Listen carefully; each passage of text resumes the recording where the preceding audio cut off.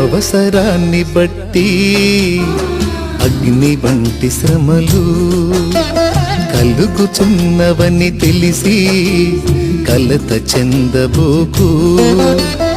అవసరాన్ని బట్టి అగ్ని వంటి శ్రమలు కలుగుచున్నవని తెలిసి కలత చెందబోకు. నిన్ను పిలిచిన దేవుడు నమ్మదగినవాడు, శోధనలో నిన్ను విడిచిపెట్టిపోడు. కంటి పాపల తోడుండి నిన్ను కాచుకుంటాడు, కన్న తండ్రిల తోడుండి నిన్ను ఆదుకుంటాడు. నమ్ము నేస్తమా, ఇది సత్యం.